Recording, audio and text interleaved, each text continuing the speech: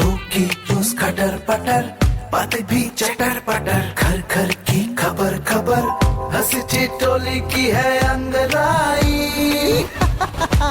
Radio Raju भाई, radio Raju भाई, radio Raju भाई, राज मिस्त्री का अपना रेडियो।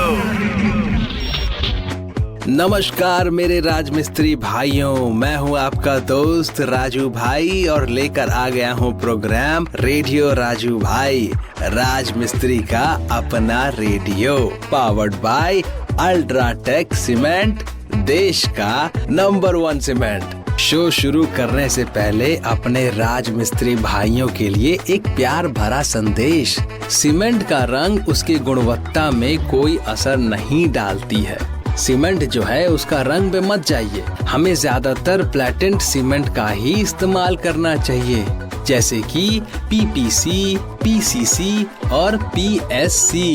याद रखिए मेरे प्यारे भाइयों, केवल अल्ट्राटेक, क्योंकि अच्छा काम तो अच्छा नाम। तो दोस्तों शुरू करते हैं आज का एपिसोड, लेकिन सबसे पहले आपके चेहरे पे मुस्कुराहट लाना मेरी जिम्मेदारी है, इसलिए मैं सुनाऊंगा आपको एक चुटकुला। एक बार एक अंग्रेज भारत के एक गांव में घूमने आया। वो इंसान आराम से गांव घूम रहा था और जब रात हुई तो उसे गांव में थोड़े मच्छर काटने लगे।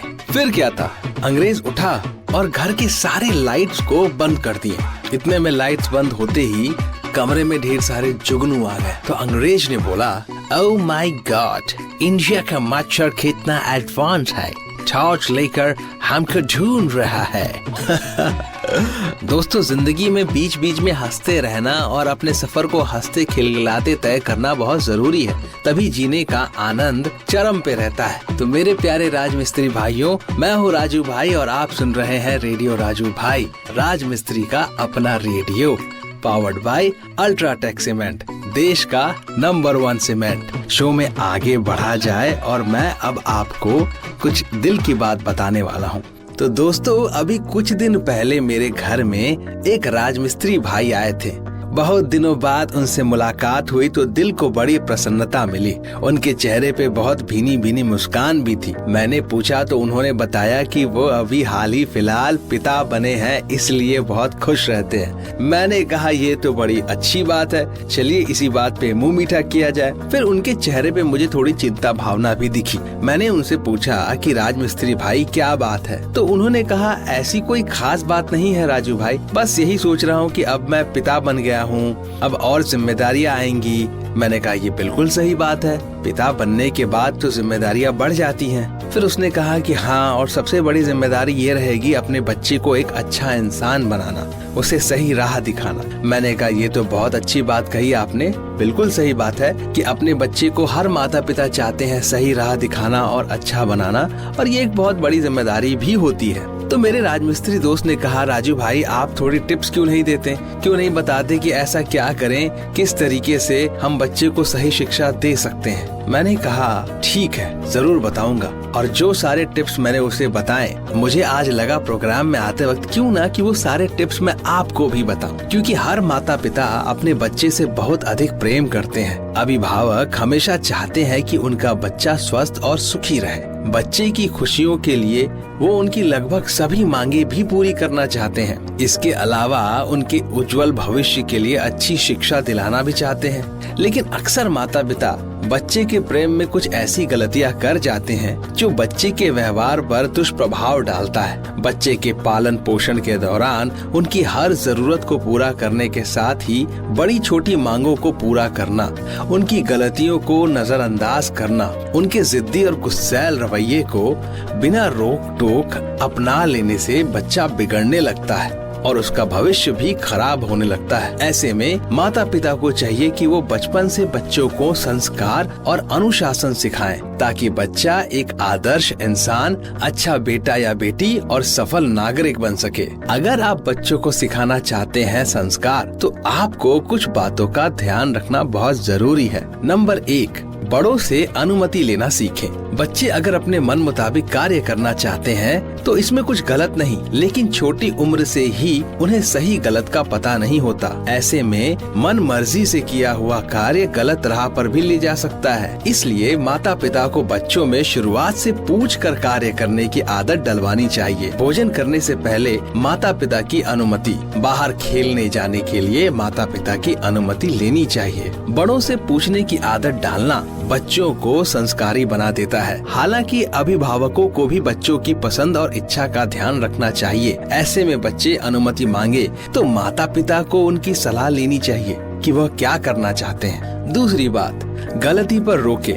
अक्सर बच्चे गलती पर रोके ना जाने, डांट ना पड़ने और अधिक लाड़ प्यार के कारण बिगड़ते हैं। छोटी उम्र में जब बच्चे तोतली जुबान में बड़ों का नाम लेते हैं तो सभी को अच्छा लगता है, लेकिन बच्चों को उसी उम्र में रोकें कि वो बड़ों के नाम से नहीं बल्कि रिश्ते के संबोधन से ही बुलाएं। बच्चे की गलतियों पर हंसने या उसे इग्नोर करने के बजाय पहली बार ही अगर माता पिता बच्चे को टोक देंगे तो वह गलती नहीं दोहराएगा। नंबर 3, सभी को सम्मान करें। बच्चों को संस्कार सिखाने के लिए सबसे जरूरी है कि उन्हें बड़ों और अपनों से छोटों का सम्मान करना सिखाएं। अगर बच्चा सम्मान पूर्वक कोई बात ना पूछे, रोए चिल्लाए और पैर पटक कर बात करे तो अपना फैसला ना बदलें, बल्कि उन्हें समझाएं कि इस तरह की उनकी कोई बात नहीं मानी जाएगी। किसी भी कार्य को सही तरीके से करने के लिए उन्हें सभी को सम्मान देना चाहिए। इस बात का पाठ पढ़ाने से बच्चा अपने गलत व्यवहार को बदल सकता है।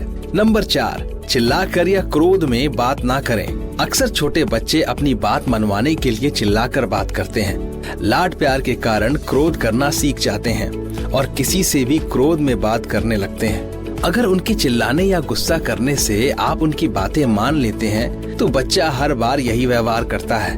बचपन में तो इस तरह का व्यवहार संभाला जा सकता है, लेकिन बड़े होने पर भी बच्चे में क्रोध और चिल्लाकर बात पूरी करने की आदत बन जाती है। इसलिए उन्हें गुस्से पर नियंत्रण रखना सिखाएं। इन 4 बातों का मेरे राजमिस्त्री भाइयों अगर हम सही तरह से पालन करेंगे तो मुझे पूरी उम्मीद है कि हम अपने बच्चों में सही संस्कार दे पाएंगे और इस तरह से बच्चे जब बड़े होंगे तो एक अच्छे इंसान और नागरिक बनेंगे, जिन्हें जीवन जीने में सरलता और सुख की प्राप्ति आसानी से होगी। तो दोस्तों, उम्मीद करता हूँ कि आपको ये बातें अच्छी लगी होंगी और आपको समझ में आई होंगी। तो चलिए अब चलते हैं हमारे शो के अगले पड़ाव में। अब मैं आपको बताने वाला हूँ एक रोचक तथ्य, जिसको जानने के बाद आप थोड़े हैरान और थोड़े खुश दोनों हो जाएंगे। मैं आपको बताने वाला हूँ कि हमारे देश के 3 नाम कैसे हुए, भारत, हिंदुस्तान और इंडिया। लेकिन ये 3 नाम आखिर हमारे देश के पड़े कैसे?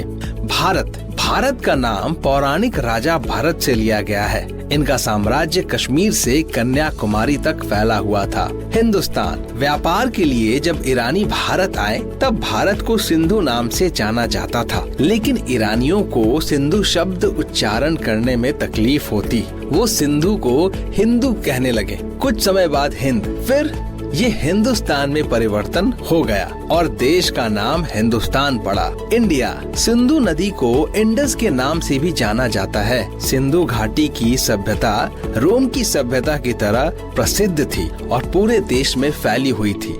इंडस वैली के कारण ही देश का नाम इंडिया पड़ा। इंडिया का नाम विश्व स्तर पर अंग्रेज शासन के दौरान सबसे अधिक प्रसिद्ध हुआ, जो आज भी प्रसिद्ध है। तो दोस्तों, ये था आज का प्रोग्राम और अब प्रोग्राम समाप्ति की ओर जा चुका है। मैं राजू भाई लेने वाला हूँ आप सभी से इजाजत। आप सुन रहे हैं रेडियो राजू भाई, राजमिस्त्री का अपना radio, powered by UltraTech cement, देश का नंबर 1 सीमेंट। दोस्तों, मैं लेता हूँ आप सभी से इजाजत इस वादे के साथ कि हम मिलेंगे अगले एपिसोड में। ढेर सारी अनोखी बातचीत और बातचीत का सिलसिला वहाँ भी जारी रखेंगे। तब तक के लिए मस्त रहिए, व्यस्त रहिए। अलविदा दोस्तों। राजू भाई, रेडियो राजू भाई, रेडियो राजू भाई, राजमिस्त्री का अपना radio. Brought to you by Ultratech Cement.